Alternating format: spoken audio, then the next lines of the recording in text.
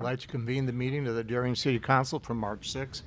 Please stand and join us in the Pledge of Allegiance. I pledge allegiance to the flag of the United States of America and to the republic for which it stands, one nation, under God, indivisible, with liberty and justice for all.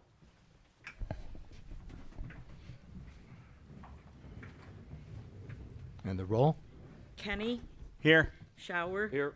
Sullivan, Here. Gustafson, Here. Clistic, Here. Vaughn, Here. Belzak, Here. 7 present. We have a quorum. It takes us to questions, comments, and announcements of a general nature. We put this on our agenda a number of years ago. It allows residents to come forward to address the council on items that are not on this agenda, just so they don't have to wait till the end of the meeting. So if there's anyone who would like to address the council on an item that's not on the agenda, please come forward and state your name.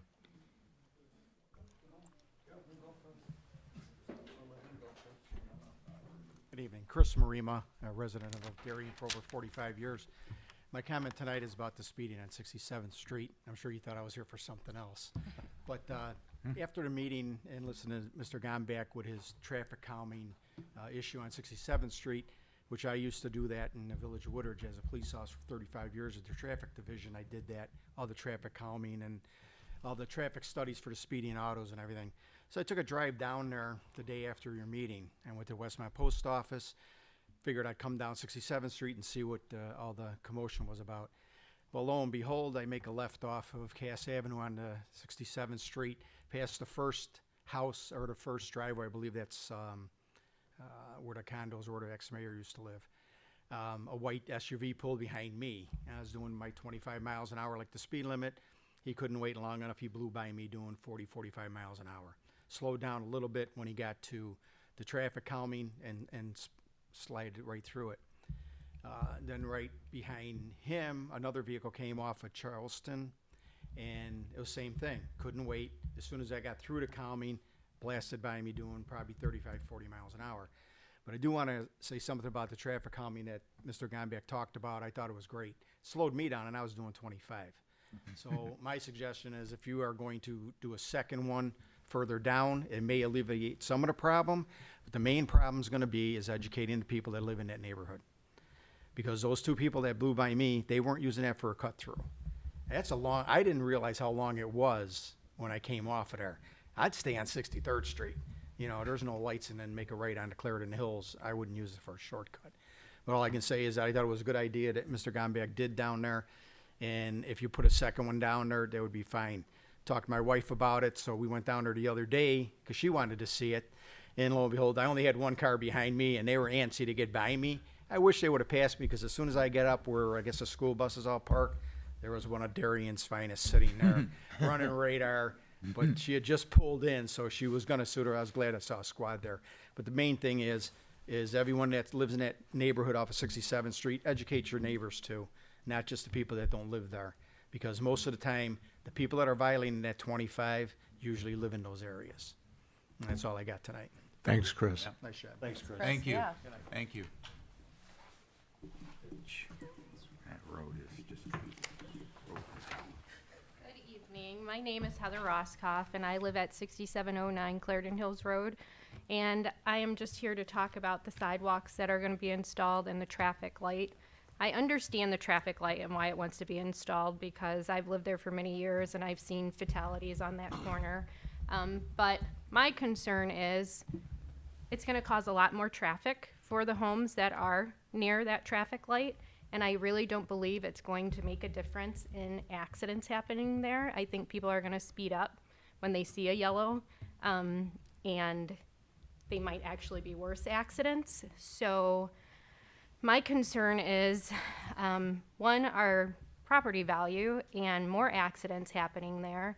And then I would also like to know, is there a plan that you guys have in place? Because just a week ago, I got this orange flyer on my door stating that this is going to happen in the beginning of March, and it's going to last until the end of July, with us not having our driveways to park in, and I haven't heard anything more besides that. So I'm concerned as far as when is it going to start, as far as landscaping, Also, how close is this sidewalk going to be to my home?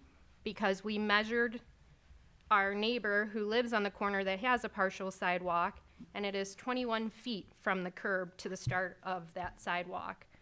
And 21 feet from the curb to where I'm at right now would be very close to my door and my window. There will be people just about right outside in my front lawn. So we measured normal neighborhoods like 69th Street, and it's 14 feet. So that would be better. So I'm just concerned if there's a plan in place, when exactly is all of this gonna happen? I do have I'm a gardener, so I have a beautiful tree I just planted 3 years ago in my front yard. If you guys go up 21 feet, it's gonna be right smack there where I have that tree planted. So I would like to have a heads up because I don't want my tree cut down. It might sound silly, but it's important to me. So that's about it. Mr. Gomba, could you answer any of her questions? I'd love to. Yeah. Thank you. I believe I had forwarded an email back to your husband, Greg, in regards to meeting with him, so I could have a further discussion. I did not hear back from him. I'm sorry? He's here. Oh, hi, Greg. I received an email. You haven't received it? No. Yeah, it was last week, and again, I can look it up, so I did receive an email from you, and I'd like to meet with you to determine exactly where we think it's gonna be. That would be Cur- great. Yeah, currently, there's a lot of things going on there. You know, we have ComEd involved, we have the street traffic signal, and there was a study that was completed in regards to what's there now, what the light will do. There was a lot of different options that we looked at, from stop signs to turnabouts, to additional flashing signals, so on and so forth. This was the best opportunity. And obviously, this has been going on since probably 1980 with this intersection. So again, it is an improvement. To what point? You know, it's been calculated, if you want to say, by the traffic engineers and vetted by the traffic engineers that this will help. Now again, it's not to say that there may not be accidents from people rear-ending each other. So again, the conclusion was, and the city council granted this project to move forward. In regards to the sidewalks is a neighborhood sidewalk program. There's I'll refer to it as the west side and the east side. The east side has no opportunity really to get to a link on Clarendon Hills Road besides crossing Clarendon Hills Road, and that means children, women with babies and strollers, people just casual walks, that they want to stay in their quadrant of the block, if you want to say. It gives them an opportunity also to go to Community Park, a clear link, whether it's children, so on and so forth. There's also a pedestrian signal that's going to be installed at either Maple or 71st and Clarendon Hills Road, again, to create that link for people to be able to cross safely through a pedestrian signal that will be activated. So again, I have no problem. I will meet with you guys. And again, you know, we're waiting for the surveyors, which are scheduled tentatively for towards the end of March. March for the Correct, at least the surveying. The surveying basically will tell us where the property lines are and where the sidewalk is to go. Our goal is not to go in there and ruin the countryside. If we have to meander the sidewalk, yes, we'll meander it, definitely. We have lost quite a bit of our property already with the bike path and then putting in the left turn lane. With But the- our house is 1950, so we're closer to the street 14 feet than our neighbor's home. Sure, and I understand that. I get that. When you say the bike lane was part of the right of way, so when you say you lost property, you never, Didn't we lose some of We our lost front the yard?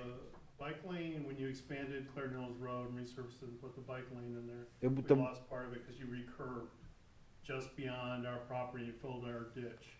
Well, the Then ro- the left turn lanes went in, and you took even more, and then the street light now sits in our front yard as well. there are no left turn lanes on Clarendon Hills Road, so When the I'm, original bike path was built, there was not. Now there is. There There is. is. So the bike path was redesigned.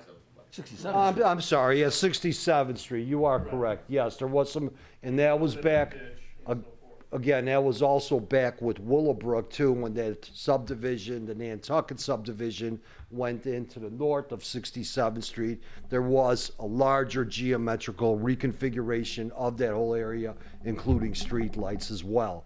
So again, we will meet with you, and again, we have no problem if there's additional landscaping that we could help with, as far as trees, for example.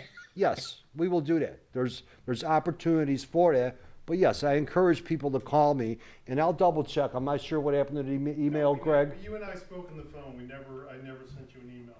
I called you, left you a message, you returned my phone call. I think I do have an email from you as well.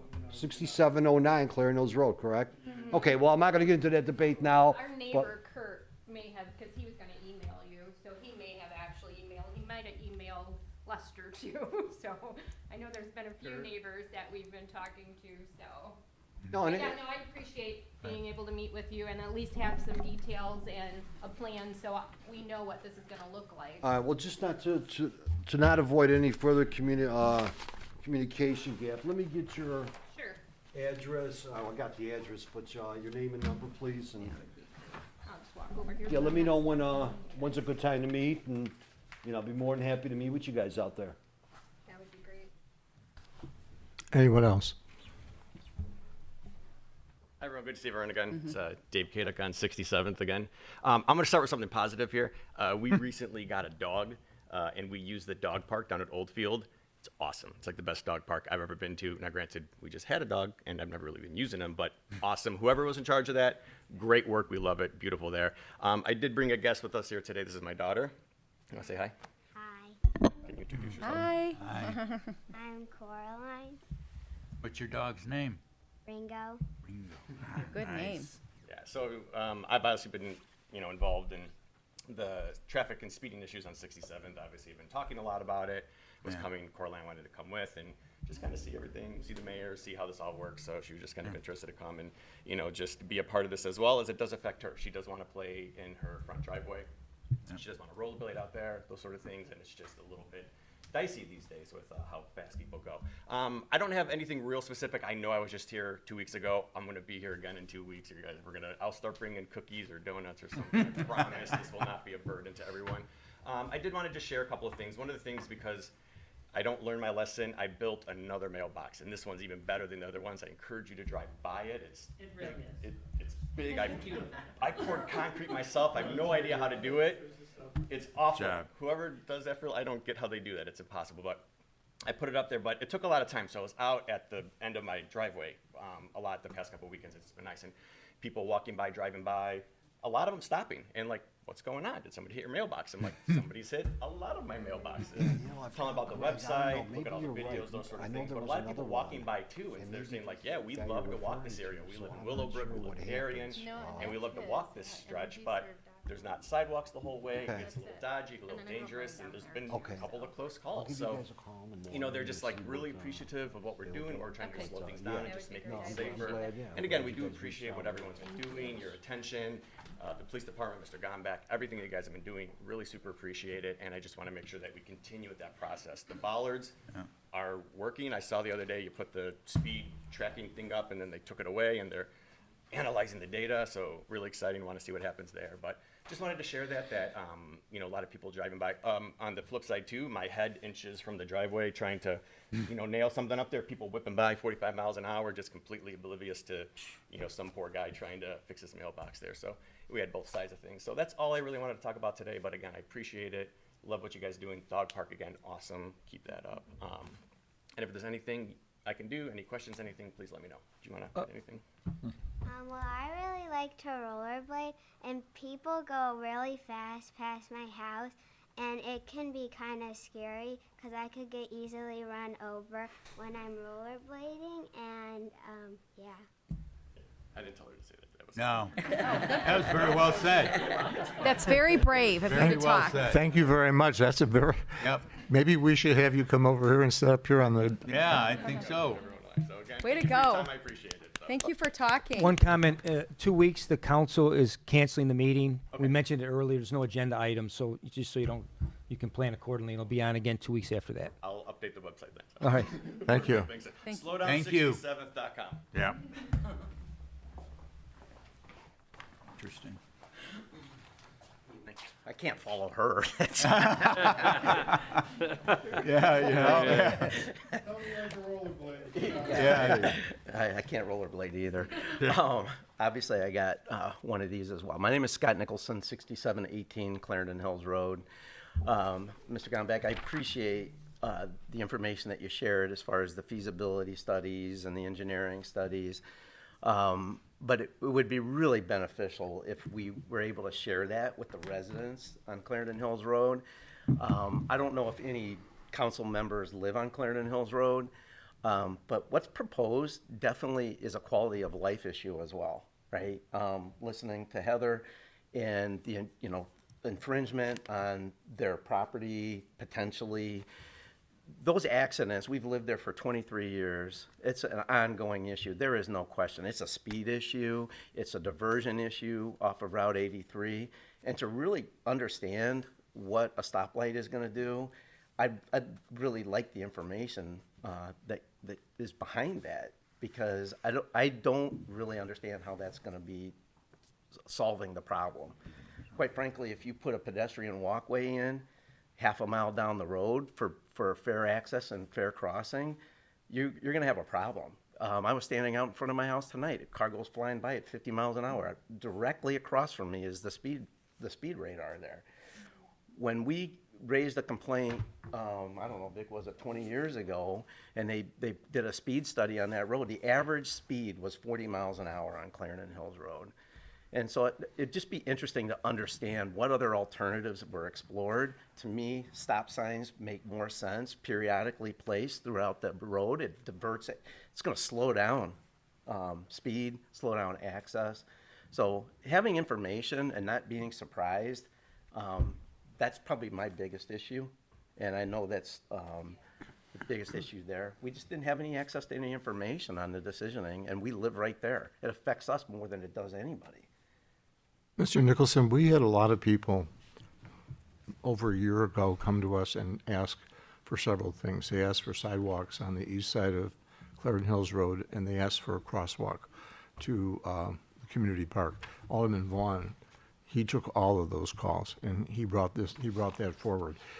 And a lot of the concern is, you have high school students whose families live on the east side of Clarendon Hills Road, and they're going to walk down to Hinsdale South High School, but they have no sidewalk to walk down to Hinsdale South High School. They cross over to the east side, the west side, and they have that sidewalk. That was one of the factors we took into consideration. The other thing with regard, you mentioned put stop signs at intermittent places. We learned that people, when that was done, people would hit that stop sign, go through it, and then speed up even faster till they got to the next stop sign. The things you've mentioned are things that we have tried in other areas of the city, not necessarily Clarendon Hills Road. We had good intentions, the best of intentions with the sidewalks. We also have the best of intentions with the light as well. My son was in Hinsdale South High School when one of his best friend's father was killed at that intersection. 10 years ago. That's the only fatality that I know of at that intersection, but that was a tragedy in and of itself. Will the stoplight stop things from happening? Human nature is such that people could go through a red light. People go through a yellow light. I come from the doctor, and my doctor's office is on the other side of Route 83 in that office park there. So I come down 67th Street to Clarendon Hills Road to go home.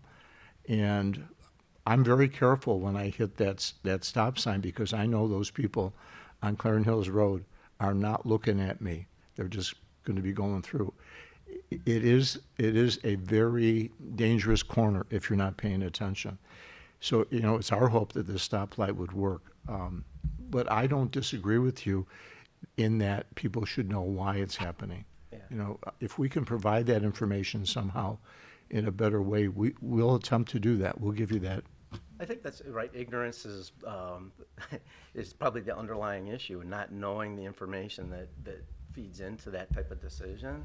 And again, it's a quality of life issue that we're impacted with the most, being right there. We're 5 houses off of the corner. And I hear it all the time, the accidents, et cetera. And, you know, even from the standpoint of posted speed limits, things of that nature to create more visibility, reduce the speed. It'd just be interesting to know what other options have been considered along the way, as opposed to just waking up one day and finding out that that was happening. So I appreciate the time.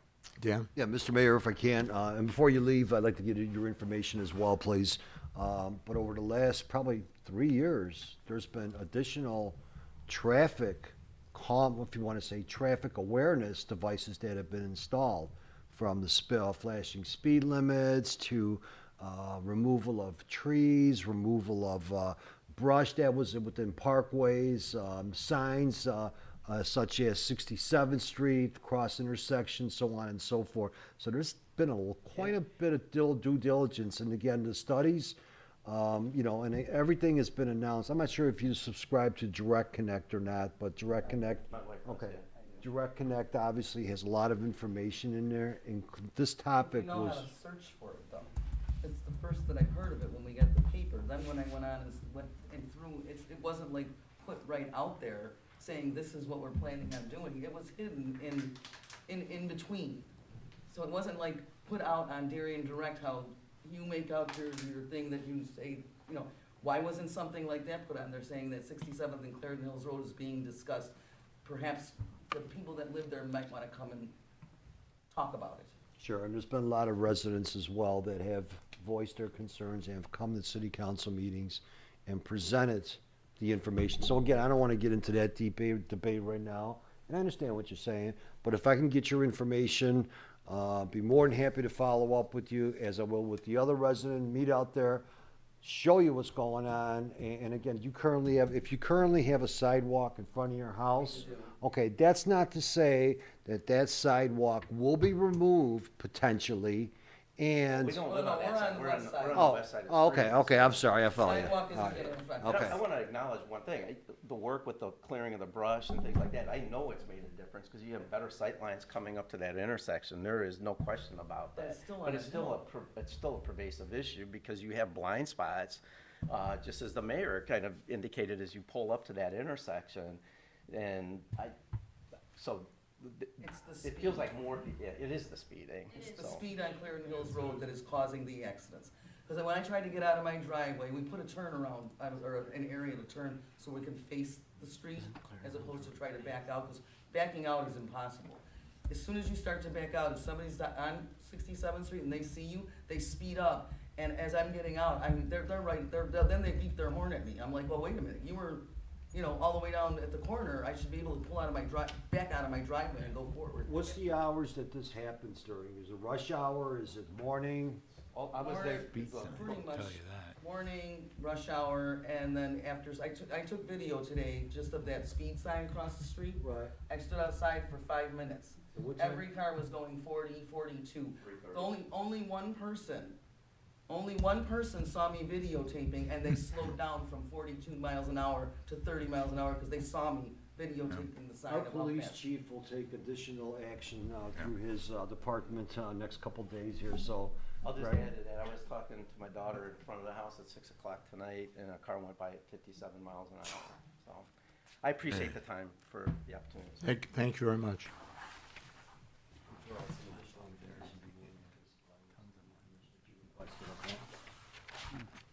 Hello again. I'm Sarah Koza. I live on 67th Street, down the street. And I was here 2 weeks ago because the weekend before, our mailbox got hit. Whoever hit it, I mean, I've got video from my doorbell phone number camera. here, You hear please? it. You hear the accident happen. Oh, it is? Yeah. Awesome. And then they proceeded further down the road Hi, Scott, I'm and doing hit okay. another mailbox. I mean, that'll stop soon enough. And when I was up here, something really stood out to me, because you had mentioned that the issues were around Richmond. And I have driven down 60, I drive down it a lot. I live on the road. And I have noticed 5 separate spots where there are 2 sets of tire tracks on the parkway. Meaning 5 times since grass went dormant in the fall, someone has driven completely off of the road.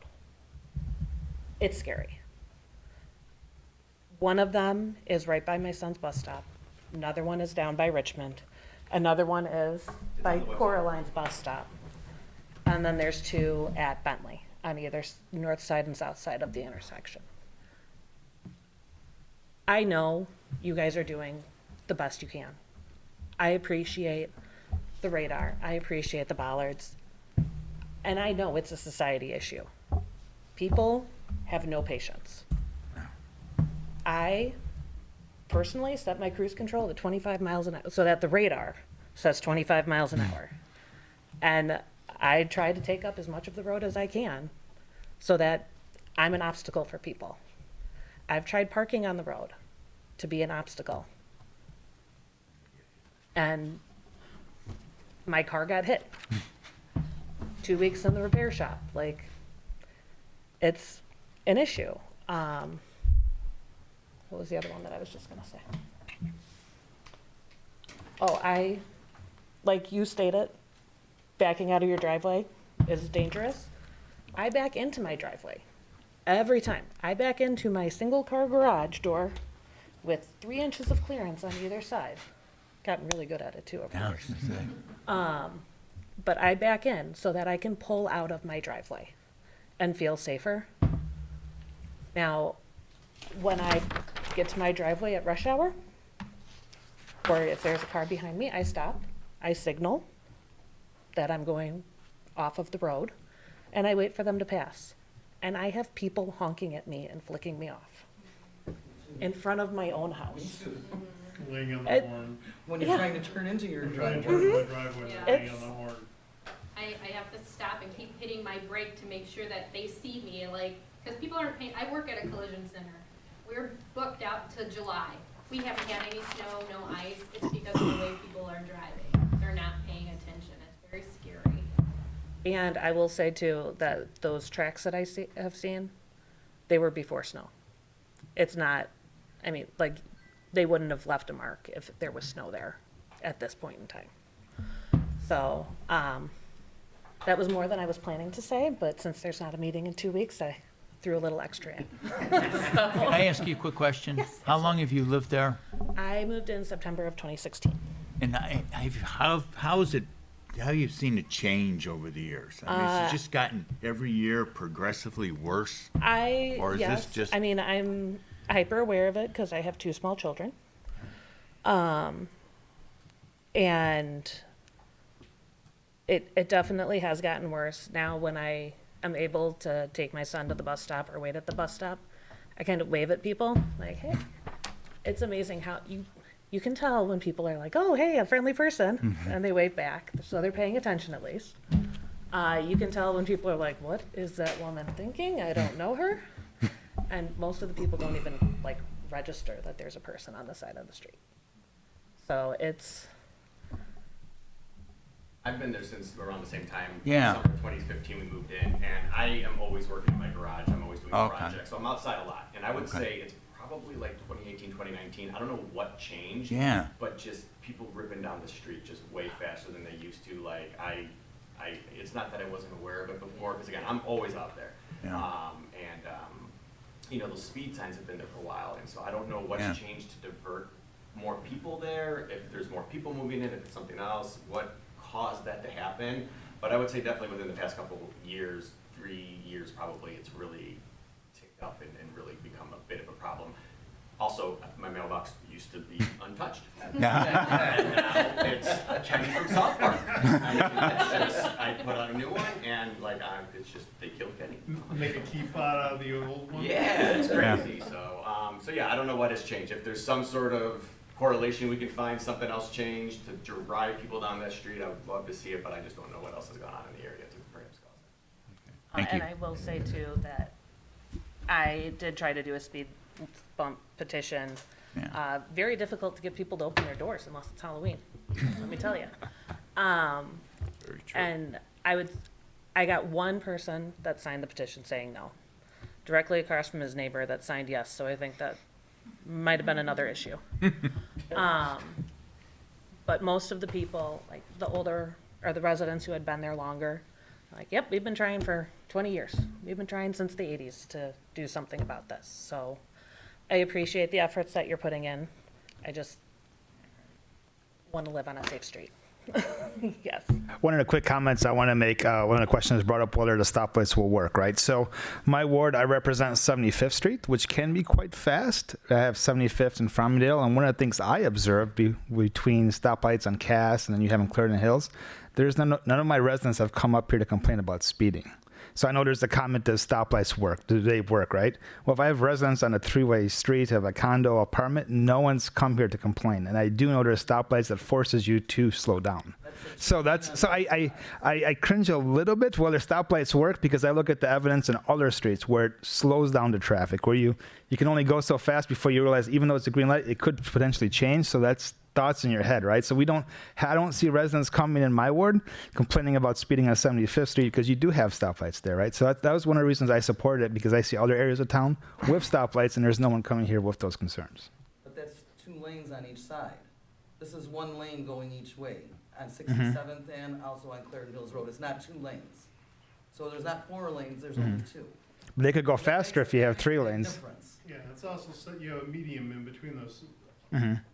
So they would go slower, right? Because if you have 2 lanes going one way, you could really put on the gas. Where you have 2, you have opposite traffic you got to be a little worried about. So I would think you'd be a little slower. Median in between, to Greg's point. Anyway, I don't want to. Yeah. So I'm just saying my rationale for the supporting a stoplight.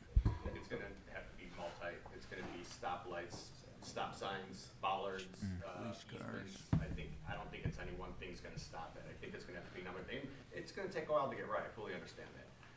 But that's just my opinion, and I appreciate the work that everyone's done to figure out what that right mix of traffic calming is. All right. I appreciate all the comments made tonight. I think, we've heard what you had to say. I hope everybody got some information to Mr. Gombeck so we can get back to him. Question, I'm sorry. Yeah.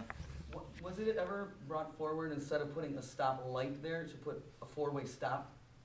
And what is the purpose of not doing that as opposed to doing all this other work and not putting up a 4-way stop sign? Be a lot cheaper.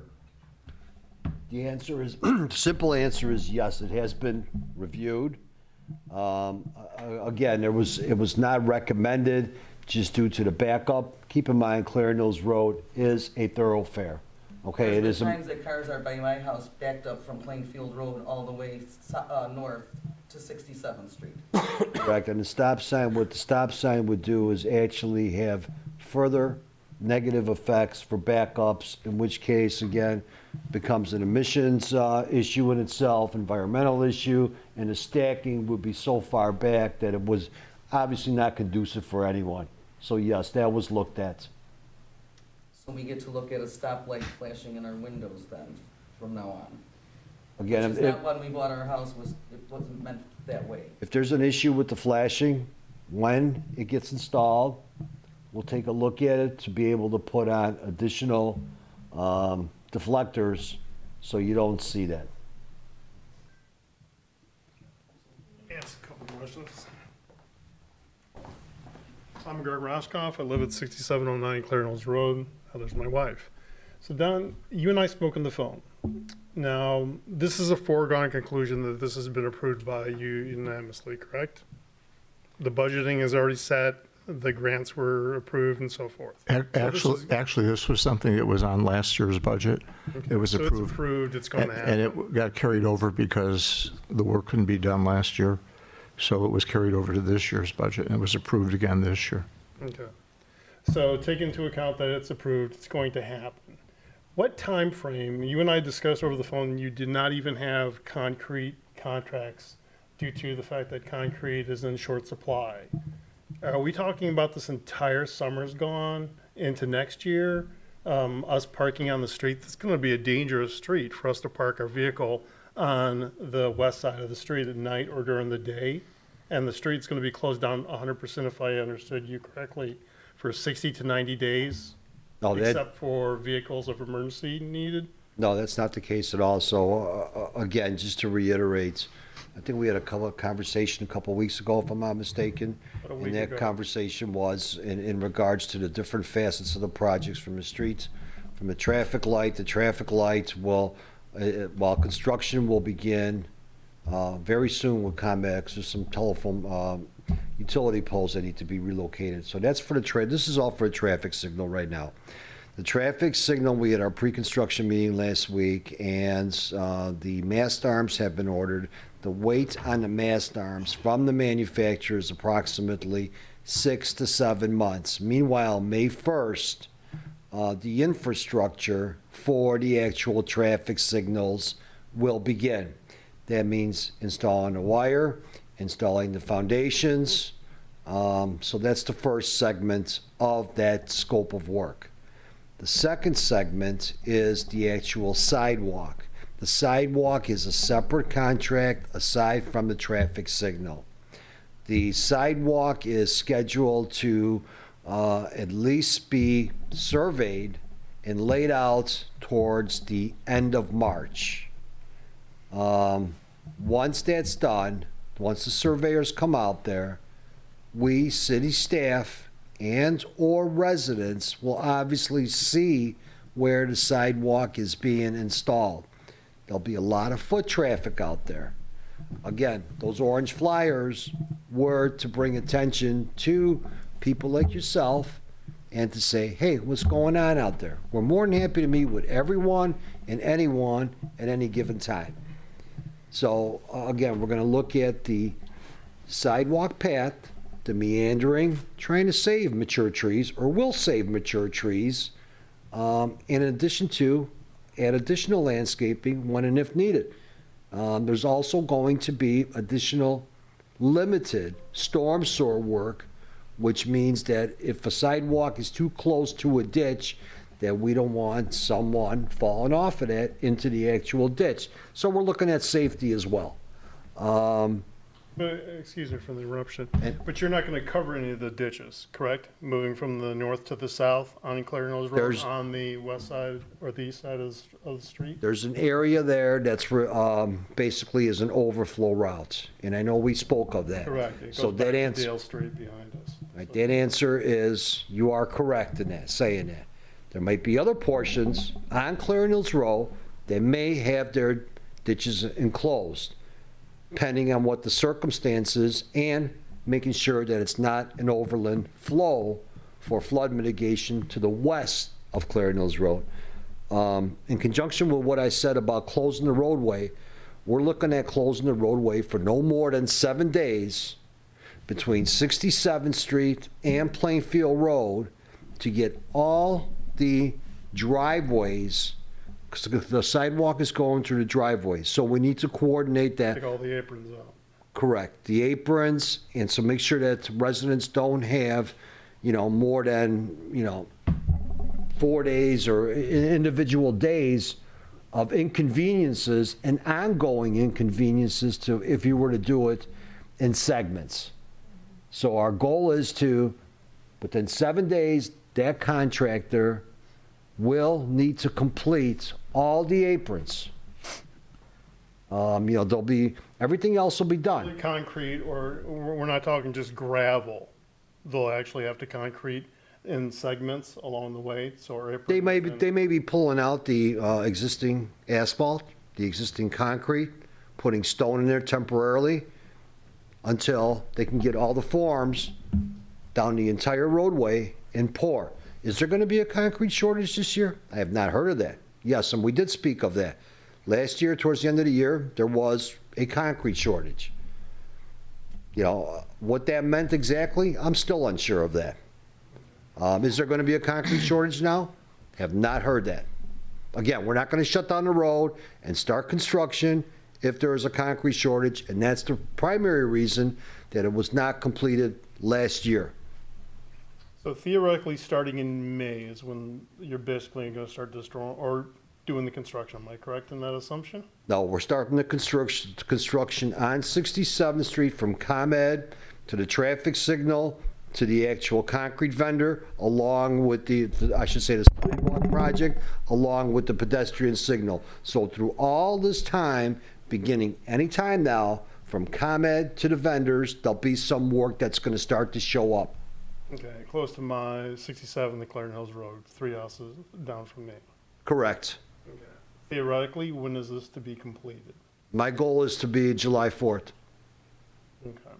Do you think you're going to be on that goal? I haven't started anything yet. I can't tell you, you know. If it's my goal, I will make every effort to complete it with the most, Okay. with the minimal disruption as possible.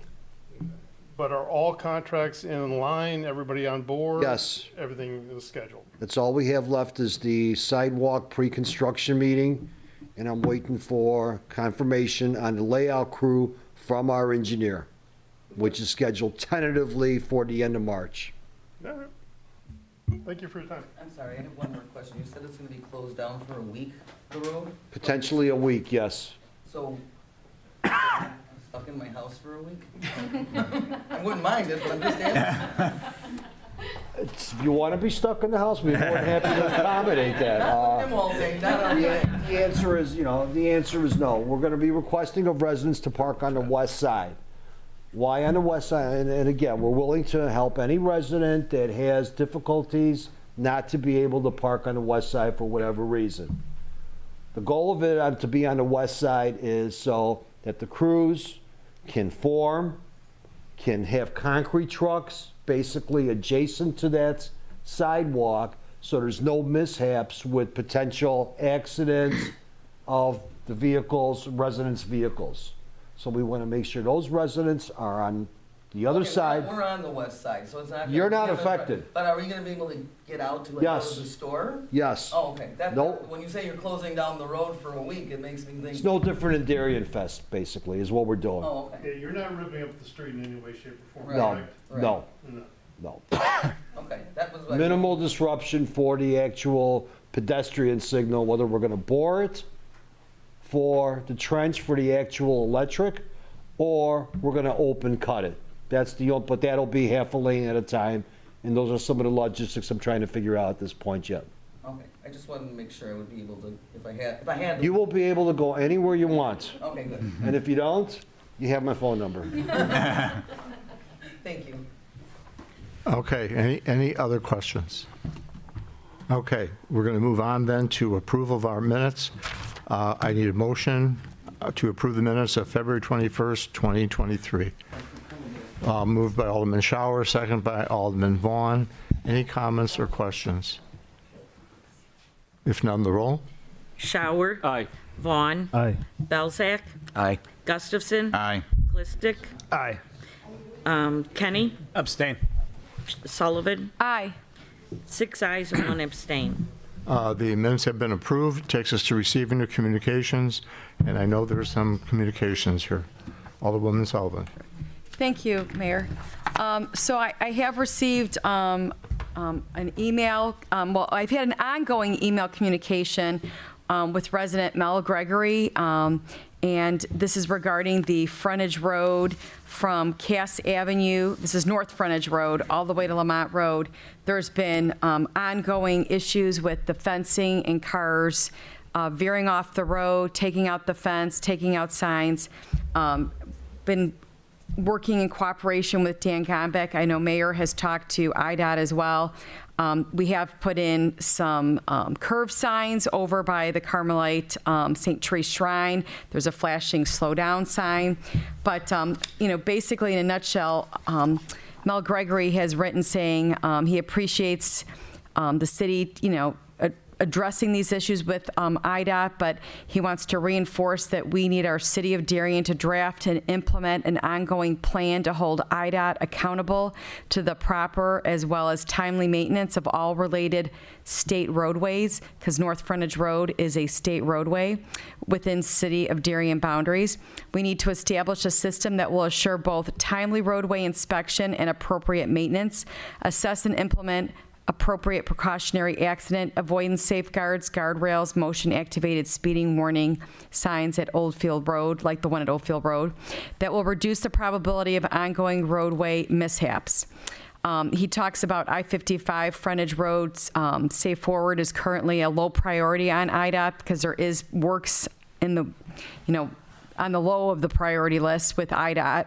And he really is encouraging all of Darien City leadership to drive the roadway, just like people talked tonight about driving up and down 67th Street, to see the shortfall where IDOT is not repairing the roads, or they'll come out and repair part of the road, but then within usually 3 days, the fencing that is gone again. So I know Dan has responded. He's trying to elevate this with IDOT.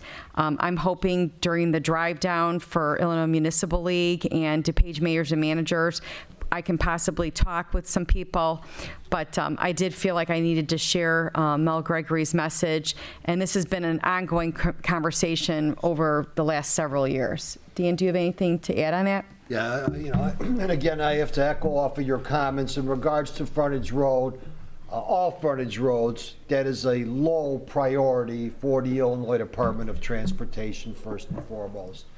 Years ago, there was what was referred to as a jurisdictional transfer, a JT.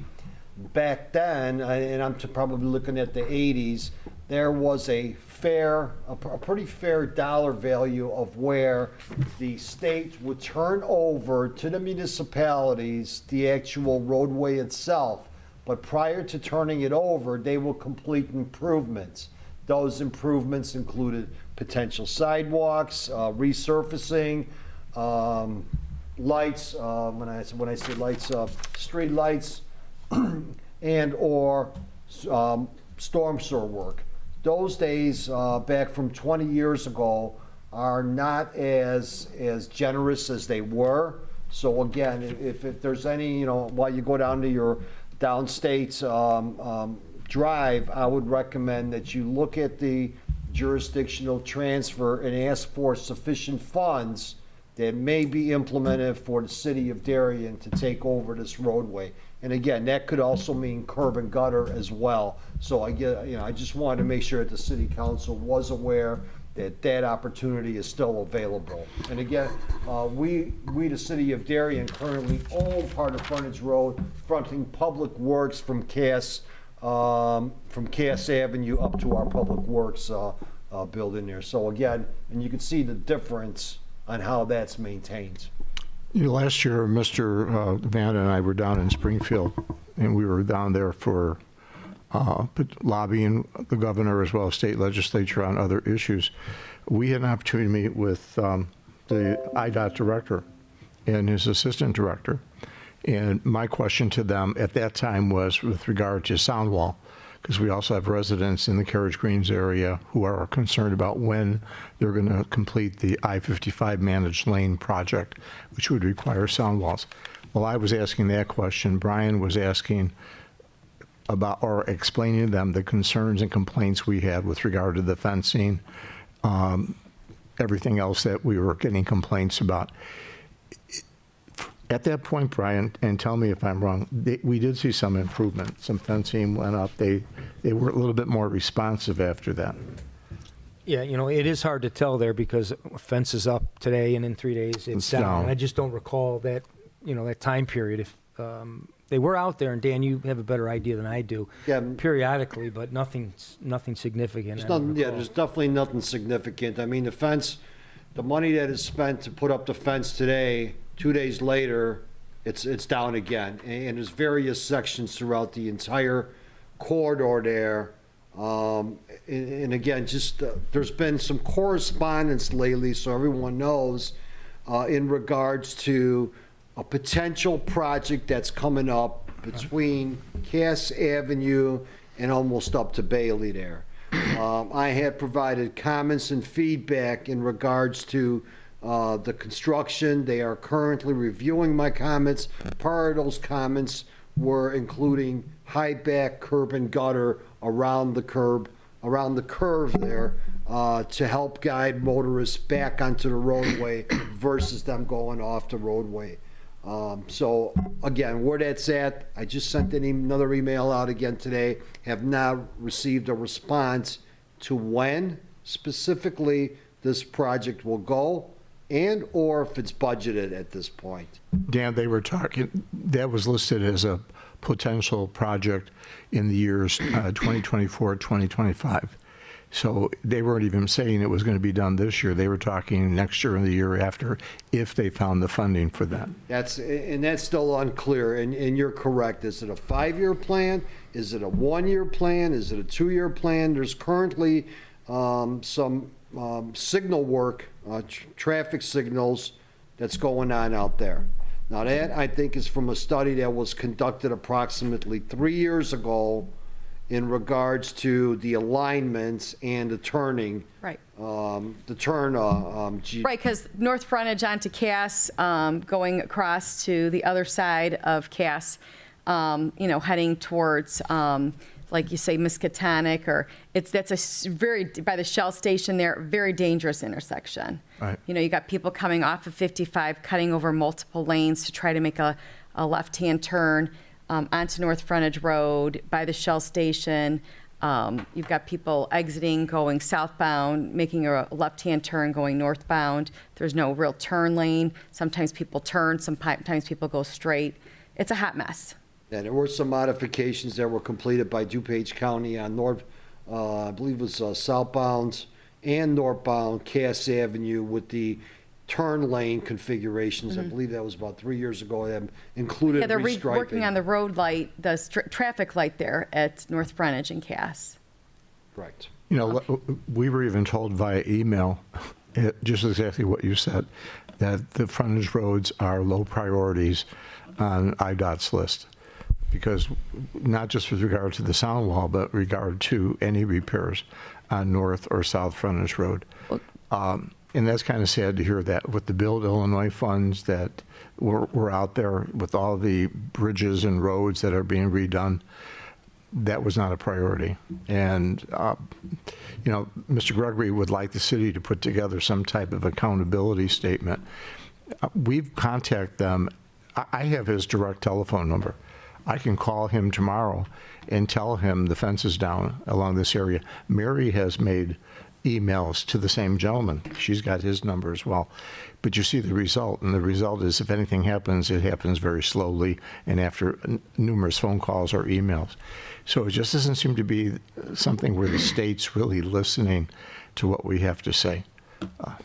Dan, though, it was good news when you got that notice. I think the mayor got it, that this was at least in the 5-year plan, because it's pretty significant improvement. It's not a patch and a new fence. Oh, definitely, yes. So It's 100%. that's good news that we're closer. It's just, obviously, somewhere within that 5 years, we'd like a much better idea, and hopefully the sooner the better. But I don't know that we even expected that at the time, because I think we're focusing on even the ongoing maintenance. So somewhere it got put on that list. Yeah, it did get elevated. It got elevated to a project. Now, again, we're still trying to find clarification what that means. Is it 1 year, 2 years, or 5 years to your point, Brian? So again, we're waiting for a response from some of the design engineers from IDOT, as well as whoever answers on that project, back to the council members, mayor, as well as Mel. He's been included on Right, that I saw that today. correspondence as well. Now, when that project is worked on, when that project does occur, people need to understand that from Mount Carmel to Bailey Road, North Frontage Road will be closed. I don't know all the logistics yet. If you want, the drawings actually show that. In fact, they wanted to close it down from Cass Avenue and North Frontage Road to Bailey Road. And I think we made the comment to them that there's a Catholic church there that has services on Sunday. And if you close it down, people, well, unless they go out onto Bailey Road, the back entrance. And I see the closure is justified due to the reason that the geometrical configuration of that curve is going to be less of a curve, along with the elevation. So there's a lot of excavation that's going to need to happen where it's not potentially possible to do one lane at a time without causing additional hazards. Well, it's a means to an end. I mean, if it's going to be the necessary improvements and not just be a Band-Aid. You mentioned, I don't think it was the last meeting, maybe it was the meeting before, about the Route 66 recognition, and they're looking at putting up, like, is there any way to tie in, like, the fact that this is part of Route 66 and it looks pretty shabby when you drive down it? Like, would that be a way to say, hey, let's beautify it and also make it safer if you're going to be celebrating Route 66? Prior to the governor's trip, yes. Yes. Yeah, You just better so- not show up and me have a few words Just so people know, about my fencing. 2026 is the 100th anniversary of Route 66, the historic Route 66. For those of you who are closer to my age, at one time you could drive from Chicago to Santa Monica, California on what was called Route 66, and now it's I-55 and it's something else in other states. Since it's going to be the 100th anniversary, there was a $4 million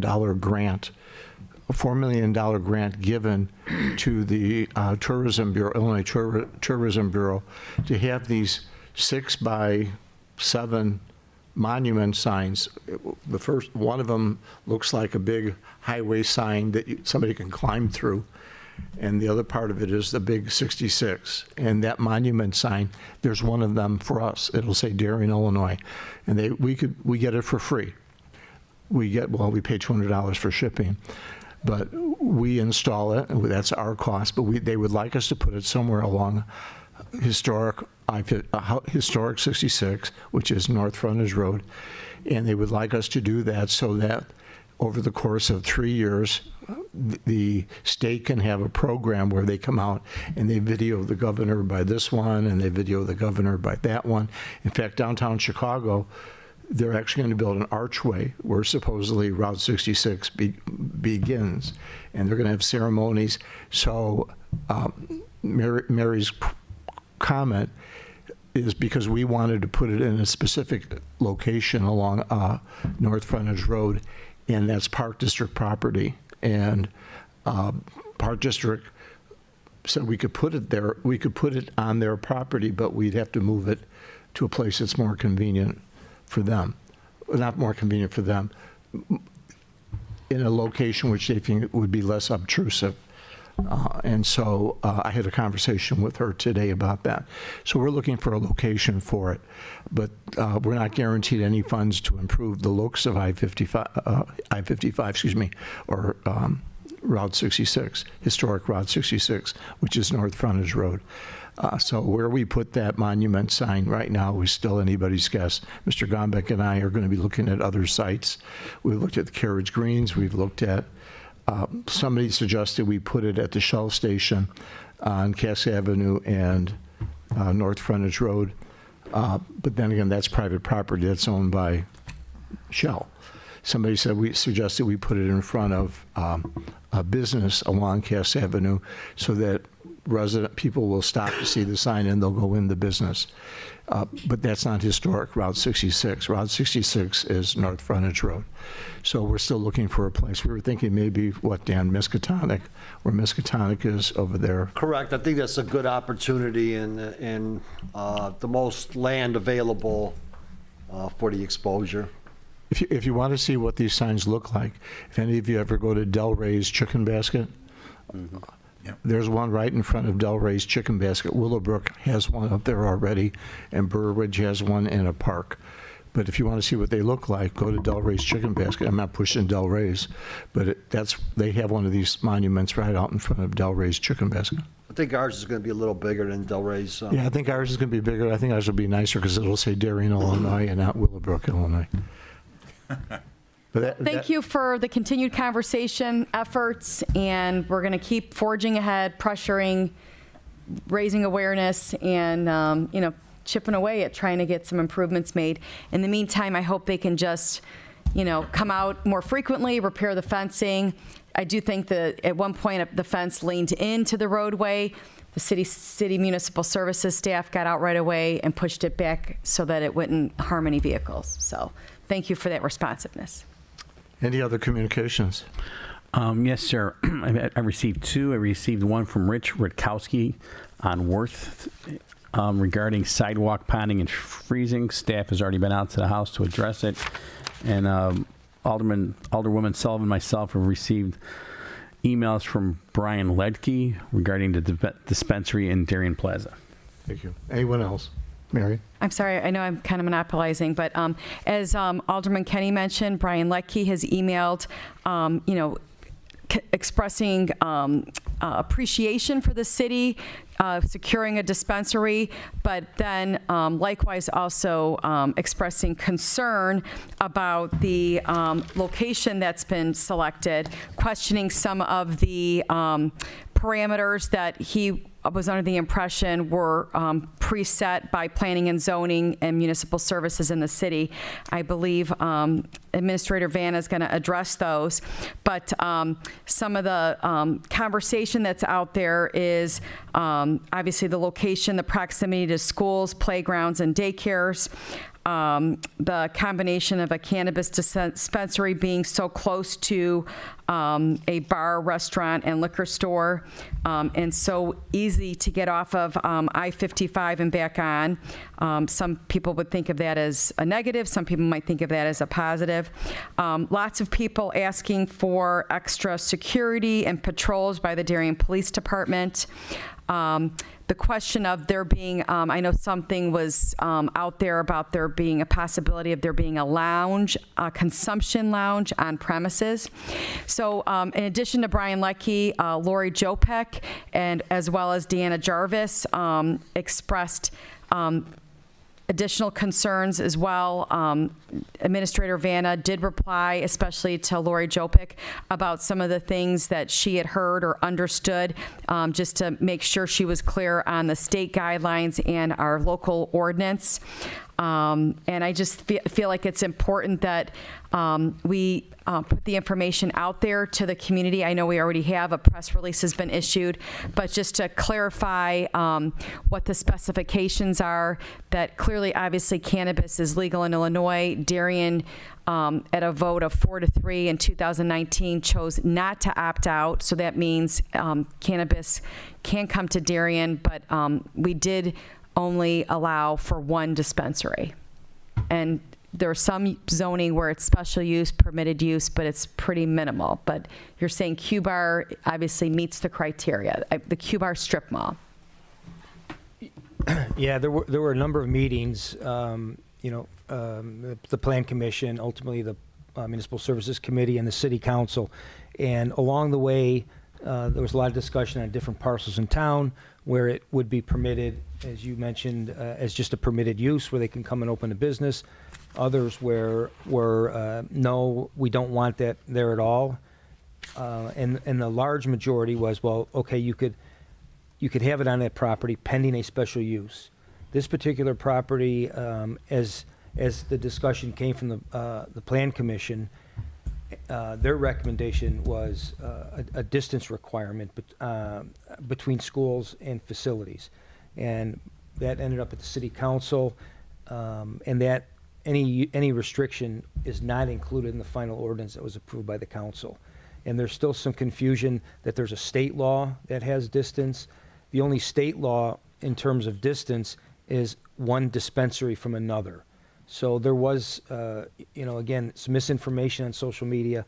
I think that led to at least some of the questions. You did mention the, in-house smoking lounge, Consumption which lounge. is, there is Illinois law that permits that. I'm not familiar with it, but that's not the intention nor the approval we have here as part of the zoning. So it's not currently allowed per our zoning to have a consumption lounge? Correct. Okay. There was a few other comments in that email. One had to do with the name of this dispensary, and the resident did not like the name, and I just responded that we don't have the authority to require or prohibit a name of a business. This wasn't a new business coming in. This is a name they've carried throughout the beginning of their business. But primarily, it was I believe it was the distance question. Right, and then there was also the issue raised about a Carnival Memorial Day weekend and Darien Fest being located on site. Obviously, Darien Fest has been there the last 2 years, but they're being concerned about that as well, being in front of the dispensary. I did read that in the email, and some elected officials might have either read about that or have heard that. But in terms of city zoning or things like that, there are no prohibitions against that. So that's not necessarily anything I could sit here and clarify. That's just a discussion. Actually, both events have now been planned there and approved by the city, and our approval's really limited. I mean, the city, those events are conducted by the Chamber of Commerce. The city granted them the permission to have it, but our zoning is not really specific on why we grant that. There's some loose language in the code because there are maybe some height height. I thought the city only gave permission to police protection. I don't recall us giving, approving the event per se. Yeah. Because it's not a city event, it's a chamber event. They negotiate with the owner of the property to hold the event because it's not a City of Darien event. Correct. It's not a City of Darien, but the approval does read that they're allowed to have the event, and there's stipulations, and one of the stipulations is there's reimbursement for certain police expenses we have. But again, if we have a height limit and they have a Ferris wheel, as an example, there are some things like that that really don't match zoning, and that would be difficult in our code to really address that. But we do give approval for them to have a festival. Now, if we said, well, we're not going to give you approval, we have never addressed that, and I don't know if that would be something we actually could do at this point without the proper ordinance. Back in the day, Mary, when it was at the community park, they did have to get permission to close Clarendon Hills Road. Right. Because it was over there, but that's the only direct involvement the city had besides the police. And I will check again on that, but I believe that the motion from the council did also just approve having a festival. Yeah. But that also took place prior to the announcement of High Haven. It did. It took place prior to that, yes. I just, once again, I addressed it at, the pre-council session. I think it's super important for our community members to have full disclosure by the city, which we have been sharing information. But, as we see repetition and concerns about the location, I think it's important that the city put out information to the community and, be very transparent and make sure community members can reach out, whether it's to Chief Thomas and Darien Police or the city staff to, express their concerns and get answers. And I know you've been responsive in the emails that have come in. And I thank you for that. Oh, you're welcome. One more question that was in the email, I think actually it's important to also add. It ended up saying, is there anything that can be done to stop the dispensary? And my response was that the business, they've already signed a lease and is opening in compliance with all of our local codes. So there's not a way now actually past midstream to stop this particular business.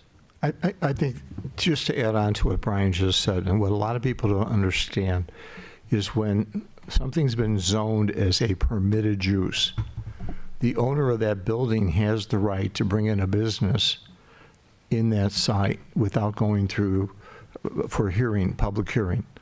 That's a permitted use. A number of years ago, we had a site across I-55. It's called the Sterling Bay property.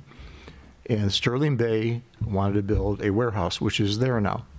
And that warehouse, at first, they wanted 40 feet in height, so they wanted a variation. And we really didn't want to approve it with that 40-foot variation. We had a lot of people concerned, a lot of people showing up at meetings telling us how much they were against that warehouse. Sterling Bay dropped the requirement to 35 feet. Now, it was a piece of property zoned as an industrial site, and it was zoned for that warehouse.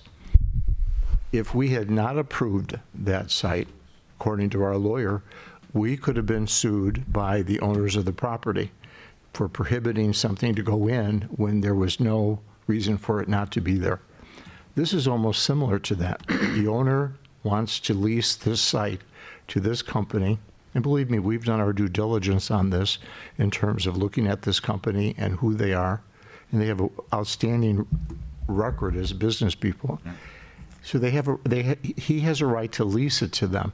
So our responsibility then is to make sure they have all the paperwork in, the permits, we have a copy of their certificate, we have a copy of their license from the state, we have all that information. So it's not as if we could have sat there and said, no, we're not going to permit this, because he has a right to lease that to these people, to this company. I just want people to understand that, because people are saying, we went out and pursued this, we went out and we didn't do that. They came to us on a Friday, they presented everything to us, they liked the site, they wanted to be there in that site, and all we could do at that time is facilitate all the paperwork with them. I just want to make sure people understand that. Yeah, really, the only, regulation left is the building permit process, and that again, we just have codes. All they need to do is submit plans. If the plans don't meet the code, like any other build out, their architect revises those plans, and they'll actually get their building permit issued at that point. Hey, anybody have any other communication? Okay. That moves us on to the mayor's report, and I don't have a mayor's report tonight. We have a city clerk's report. Just one item. The March 20th city council meeting has been canceled, and our next city council meeting will take place on April the 3rd. City administrator's report, Mr. Vanden. No report, Mayor. Thank you. Department head information and questions. Any questions or presentations by either Chief Thomas or by Mr. Gombeck? Mr. Alderman Belzak. Dan, to clarify, we're not seeking any eminent domain actions about taking any private property for the sidewalk. It's not going to be on, I've heard someone saying they put something on my property. It's not on anyone's property. That is correct. Everything there is in the right of way, and the goal is to keep it within the right of way at minimal disruption to any private property. Okay. Can I ask Dan a question real quick? Sure, go ahead. Dan, I know every area of Darien, my area, like my subdivision doesn't have sidewalks, the other side does. But when you say, this issue's come up even with political signs, which, hey, we're in the season of elections right now. What typically would you constitute the right-of-way or the parkway that belongs to the city, even though, people think of their whole front lawn as their whole front lawn? But how much space is that typically? Isn't that usually typically 10 feet? Within the rural areas, in other words, with no sidewalks, that area is approximately 15 feet from the edge of the roadway. Okay. We're not going out there with a tape measure, and if it's 14 feet, we're not out there measuring. A reasonable effort is approximately 15 feet. Sidewalks, approximately 1 foot behind the sidewalk. And what about like my neighborhood where it's not rural, but I don't have a sidewalk, there is curb and gutter? 15 feet 15 from the feet still? sidewalk, yes. Okay. Or from the street? From the back of the curb and gutter. Okay, thank you. Anything else? Tom? Just a quick comment. Many years ago, Alderman Kenny made the mention that sidewalks improve the value of homes as well. When people are looking for homes, quite often that's something they look for. So it helps with home values as well. It depends. Every property is unique. Every neighborhood is unique. Yeah. It all depends. I'm not going to go out on a blanket statement on that. With that, there are neighborhoods in Darien where people don't have sidewalks and they don't want sidewalks. Yeah. And there are neighborhoods that one or two people want a sidewalk, but unless everybody wants a sidewalk, you don't get the sidewalk. Mayor, it's probably a good point to add. We've had requests over the years, and you've heard them, I've heard them, Dan has heard them. And typically, if you have 79th Street, Clarendon Hills Road, some of these that are collector streets or busier streets, we have considered those really a public benefit because many people use those. But if you get into the neighborhoods where it's typically used by those people in the neighborhoods, years ago the city council had listened to a couple requests. And at that point, the council determined, well, if we get into building sidewalks actually in neighborhoods that don't have sidewalks, that should be financed through a special service area in which the residents in the neighborhood benefiting from the sidewalk would actually pay that through their property taxes. And there's a calculation, and it's split among all the people that would be in that special service area. So again, the sidewalk in these two cases, 79th Street and Clear Hills Road, is a little different, or is a lot different from somebody in a neighborhood asking for this similar thing. Anyone else? Mr. Gombic or Chief Thomas? Okay. Takes us to our treasurer's report. Treasurer Corrin? Thank you, Mayor. This evening, I'm requesting council's approval of warrant number 222321, the amount of $60,024.19 from the listed funds. Payroll for the period ended February 23rd, the amount of $274,416.36. Total to be approved, $334,440.55. Motion to approve. Alderwoman Sullivan, second by Alderman Belzak. Any questions or comments? If none, the roll. Sullivan. Aye. Belzak. Aye. Shower. Aye. Vaughn. Gustafson. Aye. Kenny. Aye. Clistic. Aye. 7 ayes. Warrant's been approved. Takes us to standing committee reports. So any of the aldermen have reports for the council. Alderwoman Sullivan? The next Economic Development Committee meeting will be on Thursday, April 6th at 7 p.m. in council chambers. And the Admin Finance Committee meeting was canceled tonight because we successfully completed the review of the fiscal year 24 budget in 2 sessions, which concluded last week. We will be then presenting the budget in a public hearing on Monday, April 3rd at the City Council meeting and hopefully voting on that for approval. We will likely have an Admin Finance Committee meeting that evening prior to the council meeting at 6 p.m. Thank you. Alderman Belzak? Thank you, Mr. Mayor. The next Municipal Services Committee meeting is currently scheduled for Monday, March the 27th at 6 p.m. in council chambers. Thank you. Alderman Kenny? Chief, it's safe to assume that in lieu of our city council meeting being canceled on the 20th, police committee will also be canceled at that time? Yes. Our police committee meeting should have been on the 20th of March, will be canceled due to a lack of agenda items. And the Darien Action Committee, which meets on Saturdays, will be meeting this coming Saturday, March 11th, at the Indian Prairie Library from 10 o'clock in the morning till 12 noon. That's our group that discusses community events and how all community organizations can work together for those community events. Mary? And then just lastly, I'd like to not wait till the end of the meeting, since this is a city committee, and I'm proud to be the liaison for the Citizen of the Year. We honored a very well-respected and amazing woman. I think we all read a lot about her. We had shared a lot about her in the proclamation that Joe had read, but then sitting in the audience at the dinner dance on Friday evening at Alpine Banquets, to hear other people talk about her, talk about a true gem of Darien and all the different things she's done and done it so eloquently and so quietly. But the dinner dance for Citizen of the Year, Deborah Kuhlman, was on Friday night. It was a packed house. It was a great evening, very entertaining, delicious food, delicious company. And I just want to especially thank the Citizen of the Year Committee, Bonnie Kucera, the chairperson, and the amazing Linda Borowiak, Jerry Kucera, Carol Mallers, and Carrie Spitzengel. I mean, they worked really hard to put that event together, but all the things they did prior to that with the promotion of the Citizen of the Year nomination, the review, the actual selection, and then the cake and I get yelled at because it wasn't cake anymore, the desserts and coffee after city council meeting, but an amazing group of individuals that donate their time. And once again, congratulations to Deborah Kuhlman on being recognized as the 2023 Darien Citizen of the Year. One of the things that I think was extremely neat was that seated at her family's table was her uncle, was it Frank or? Frank Anderman. Anderman, who is 96 years old. You know, and the Anderman and the Bushman Bushmans. families were the original founders, the first, and the Cass.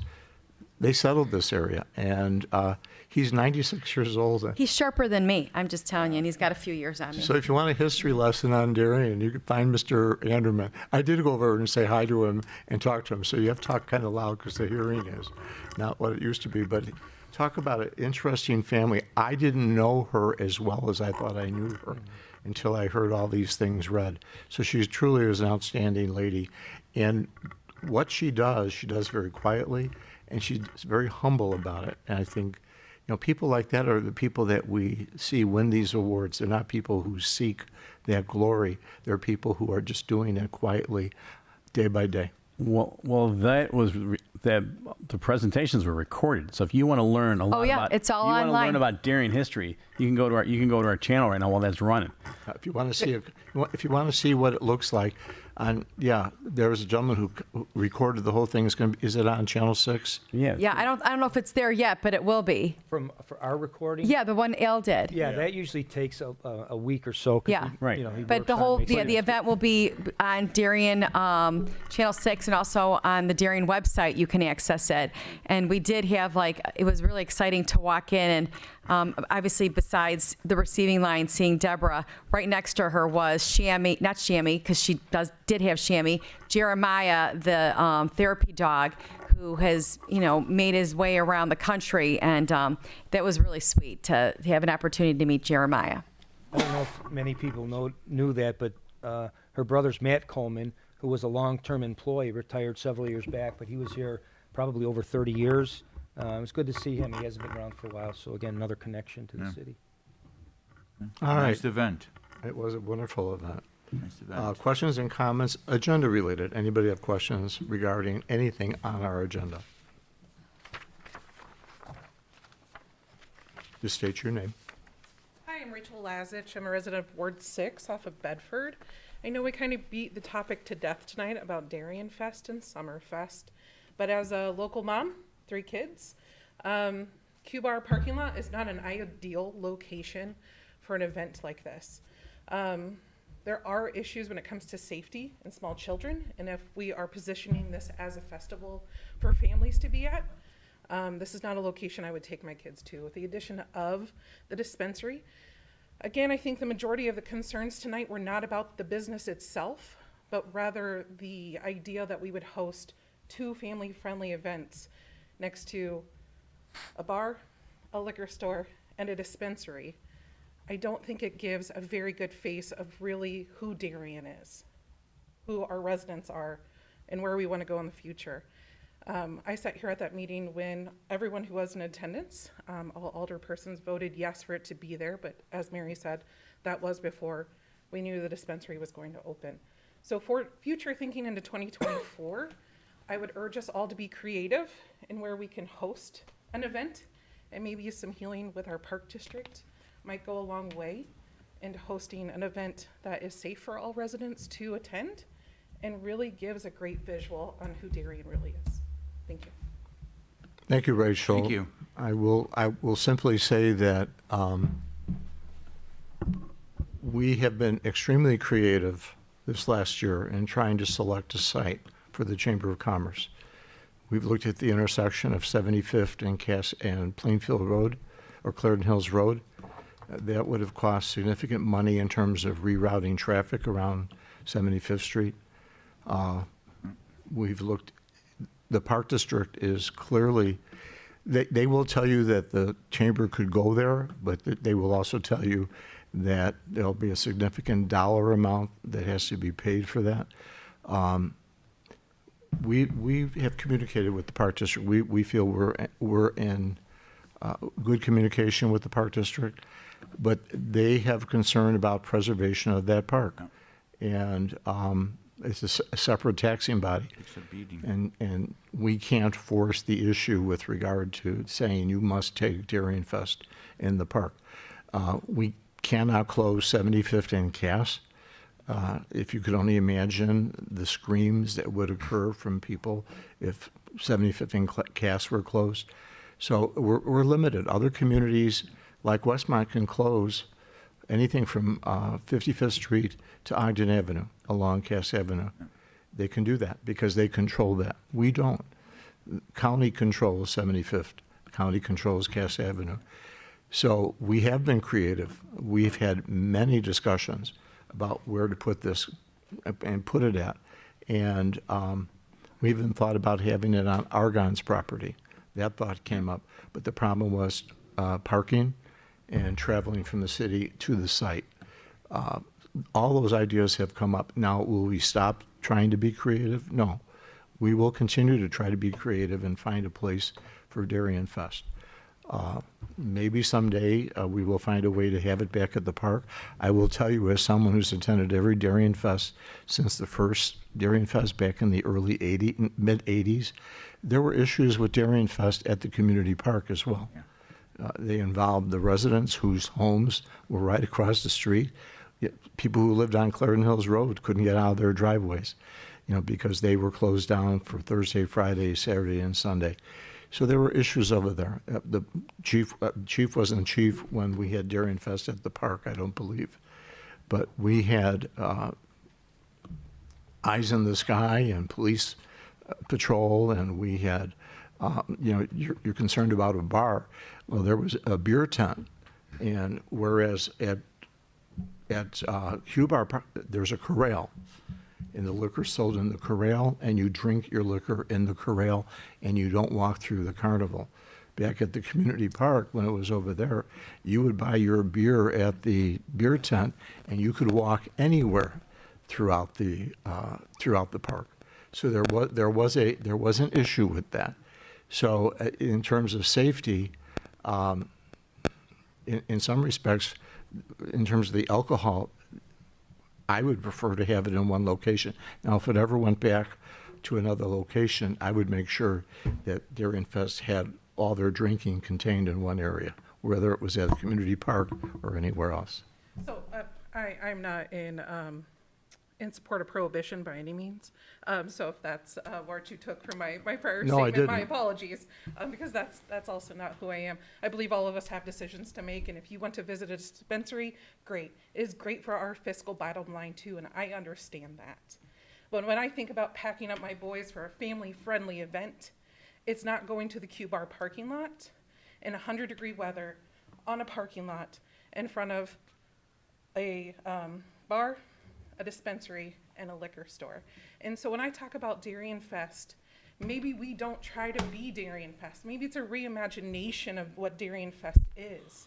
Darien Fest to me is a cookie cutter of what other areas are doing.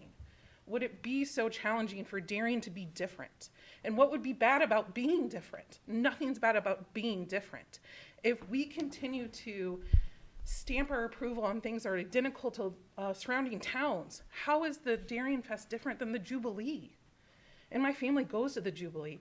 It's in a park district, and it's in a safe location for my children to play and be. And that's how we perceive it. But why does Darien Fest have to be the Jubilee? It doesn't have to be the Jubilee. So when I talk about being creative in our problem solving, maybe that's part of the creativity that we are missing as a city, is how do we do something that would be better, that would make us stand out, that would pull people into Darien, so maybe they would go to the Q Bar afterwards, or maybe they would visit the dispensary if that's what they choose to do, or maybe they would head down to TGI Fridays and catch a burger before they leave, or Wayback Burger. We can't continue to do the same thing and to think that we will be successful in doing so when a lot of families in the area, it's not because of what's opening there. I don't think that's the issue. I think the issue is location of where we are positioning ourselves this family-friendly event. And so I don't want you to think that it's us against the business. It's not.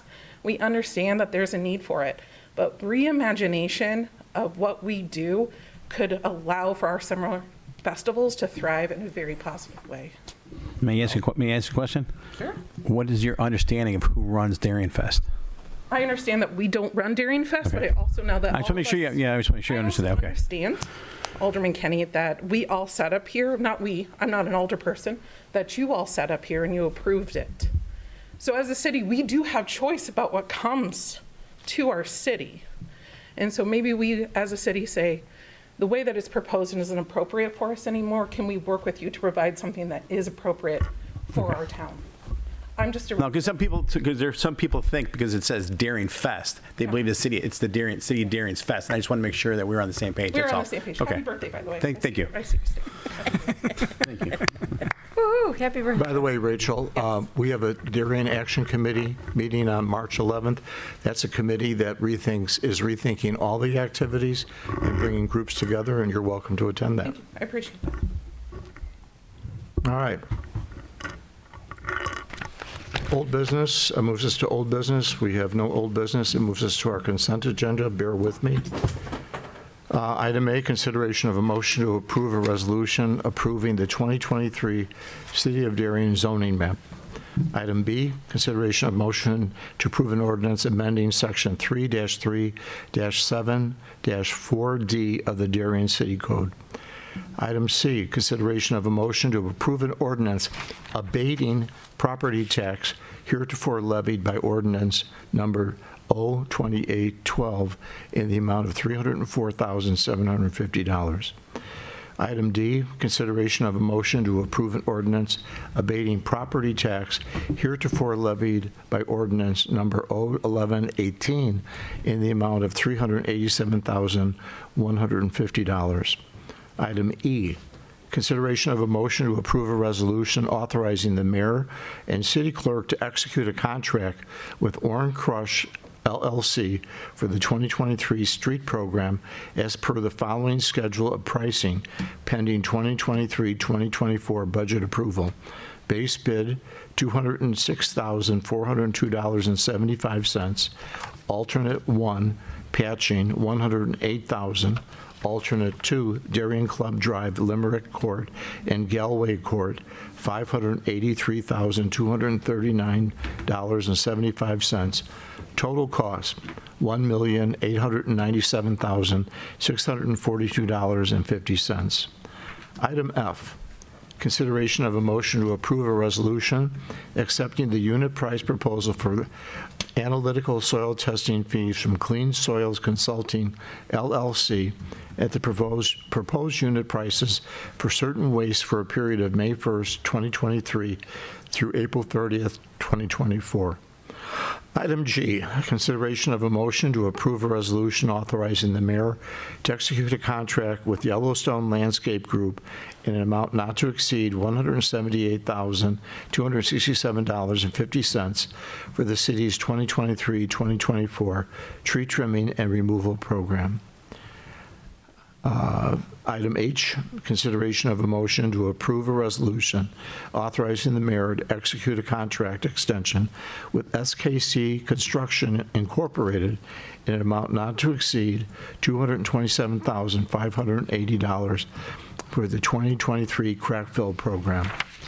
Item I, consideration of a motion to approve a resolution approving a contract extension with SKC Construction Incorporated in an amount not to exceed $15,000 for the 2023 City Hall parking lot seal coating and striping. Item J, consideration of a motion to approve a resolution accepting a proposal from Rags Electric to install a backup electrical disconnect and generator plug-in at the 75th Street pumping station in an amount of $11,155. Item K, consideration of a motion authorizing a contingency in the amount of $2,000 for restoration and unforeseen work that may be required for the backup electrical disconnect. Item L, consideration of a motion to approve a resolution authorizing the purchase of one new Caterpillar Model 305-07CR mini hydraulic excavator from Altifer Cat in the amount not to exceed $90,050. Item M, consideration of a motion to approve a resolution accepting proposal from Rags Electric Professional Design Services related to the geographic information systems mapping for streetlights and infrastructure in an amount not to exceed $14,000. Item N, consideration of a motion to approve a resolution authorizing the mayor and city clerk to execute a contract with True Green Limited Partnership for 6 various fertilizer applications and 3 applications for planting beds and weed control with riprap areas and tree fertilization for 75th Street in amount not to exceed $76,756 for the 2023 landscape fertilization services. And item O, consideration of a motion to approve a resolution authorizing the purchase of the Phase 1 leak logger program consisting of 52 leak logger units from Gutterman Incorporated in amount not to exceed $58,965. Motion to approve. Alderman Shower, seconded by Alderman Kenny. And the roll. Shower. Aye. Kenny. Aye. Gustafson. Aye. Sullivan. Aye. Clistic. Aye. Vaughn. Aye. Belzak. Aye. 7 ayes. The consent agenda has been approved. It takes us to new business. There being no new business, that moves us to questions and comments and announcements of a general nature. Does anybody in the audience have any comments that they would like to add at this time? This is usually why we do it at the beginning of the meeting, so you don't have to wait till the end. But you guys have been real patient, so I thought maybe one of you has a comment to make. But if not, do any of the aldermen have anything to add? Mary? I just want to wish Alderman Kenny a very happy birthday. Thanks for spending your birthday with us. We all feel special and honored. And yes, the Darien Women's Club is going to present Glamour Gala on Sunday, April 16th. At Ruth Lake Country Club from 11 a.m. to 3 p.m. That is a luncheon and fashion show, and you do not need to be a Darien Women's Club member to attend. The tickets are $65, and this is a fundraiser for the club, so the proceeds will help fund scholarships and other, they do support many of our Darien philanthropies, so I'd love to see you there. I will be, I am humbled and proud to be a model in the fashion show, so you can come see me strut the runway, I guess, and you can go on the Darien Women's Club DWC website to buy a ticket and be at the show on Sunday, April 16th. I'd like to note that there are 2 events this weekend. Saturday evening at, I believe it's Lakeview Junior High, the Darien Arts Council will be presenting Working, the musical. I believe tickets are still available. If not, they will be available at the door. I think it's a wonderful event. I know Nancy Urban and her crew have been working very hard on that, so I'd like to see everybody have an opportunity to take advantage of this wonderful group of young people and older people who are participating in this. And then Sunday, the Darien Lions Club is holding their annual pancake breakfast at Eisenhower Junior High from 7 o'clock in the morning till 1 o'clock. Pancakes, eggs, sausages, and bacon, as well as a split the pot, all take place Sunday morning, and you could buy tickets right at the door. So those 2 events are taking place this weekend, so please take advantage of that and the Women's Club. Anybody else? If not, motion to adjourn. Alderman Shower, second by Alderman Vaughn. All in favor? Oh, would you like to? Sorry, I thought there was going to be more things that you guys were going to cover. You just got to come to the. You got to come up to the podium. Sorry, yeah. Just state your name. Krista Charlton. So I'm with Harvey Sushi, and I was actually told to come here because you guys were supposed to talk about the liquor license request for Class D. Is that not being For who? For Harvey Sushi for liquor license request. That was on consent agenda. It was on the agenda. It's not labeled, it's the ordinance number, but I circled it. It's the very first one that we voted on under the consent agenda. Oh. Yeah, you're approved. You're Okay, approved. well, There you go, okay, you're that good was to go. awesome. Well, Would you, thank would you, Okay. That's all you need to know. You're very convinced. You can advertise now. would you like to tell everybody about your soft opening? Yes. So it's been a long time coming, but we finally have a date. It's going to be this Saturday. So we're going to start with our dinner with the soft opening. So yes, please, if you guys are around town, please come visit us. We're a little different from a lot of the other sushi restaurants in the area because we're going to be doing a lot of fun things. And one of the things that we really wanted the liquor license for is that I come from the liquor side of business. I've been in liquor sales for about 16 years.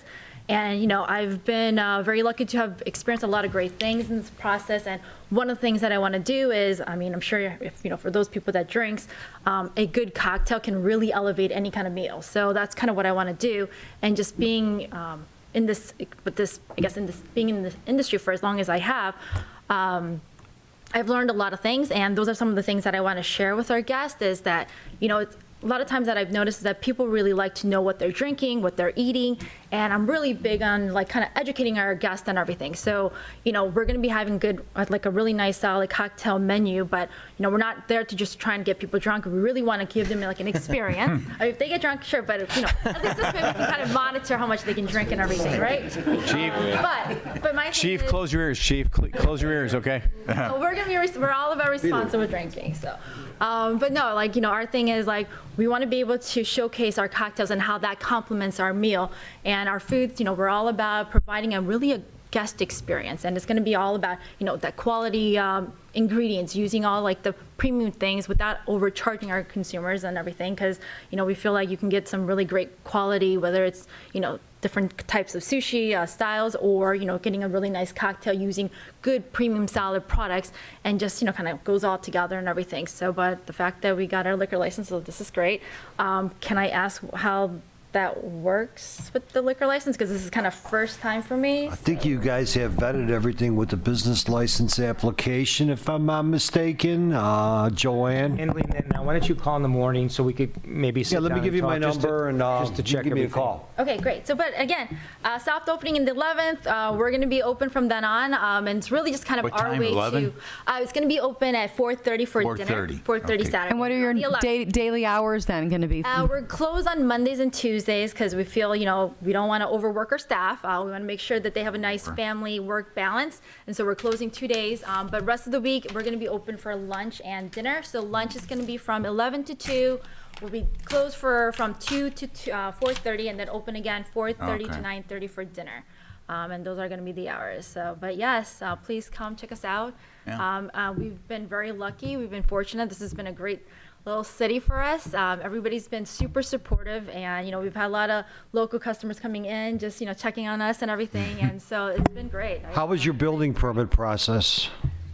It was good. It was on our end. It was just some of the people that we It's were enough. working It's all I want to know. Yeah, Okay. no, you guys have been great. The county, you know. He doesn't ask a question he doesn't know the answer to already, okay? No, thank you so much for everything, and hopefully I get to see some of you guys on the Saturday. Saturday, So, yeah. thank you. Let us, Thank you. keep us Congratulations. informed. Thank you so much. Okay, we have a motion and a second. All in favor? Aye. Motion, meeting's adjourned. Hi.